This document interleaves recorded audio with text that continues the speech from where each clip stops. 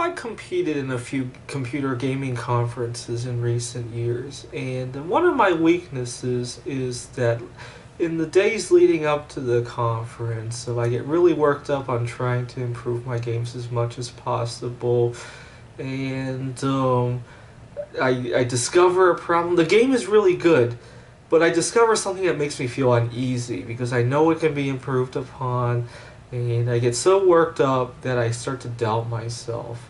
And it kind of reminds me of why I don't want to cheat on my healthy diet. The reason being that it ain't broken. In 13 years of eating healthy and not cheating, I haven't. My social life hasn't been a disaster. If anything, I've purged a lot of friends that I don't want to be around with. People who will only accept me based on what I eat are counterfeit friends, and I've purged a lot of those from my life. The health benefits have been amazing. I won't claim that I'm in perfect health. I'm far from it, but things would be a lot worse off. They were a lot worse off 13 years ago, and it's just not broken.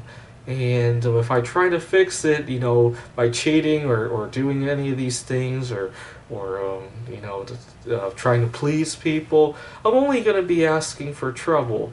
And this is one of those things that things are just not broken. I'm not going to try to fix it. And I'm responding to a comment from somebody, and it is true that there are some people who can handle cheating. I know I can't. And the fundamental reason being that it's so much easier not to think about when to cheat. When I start to think about when it is an occasional moment to cheat, and even if I pull it off, which I probably won't, but let's say I do and I spend a lot of mental energy on it, I'd rather be using that energy to write computer games. I've been competing in computer games for 5 years. I love it. I don't want to devote mental energy into thinking when it is okay to cheat. I'd rather, if I have to lecture people about my healthy diet, so be it. At least it's one lecture and I'm done with it. When I get to feel some kind of achievement. Even the girl that I had to lecture, she later apologized to me, and she apologized for making such a rash decision to try to move to Seattle. She ended up going back to her home in Honolulu, but she apologized for making such a rash decision, and she apologized for not realizing that I hadn't eaten in 3 days while we were taking care of her moving. She didn't realize. She was so fixated on the moving.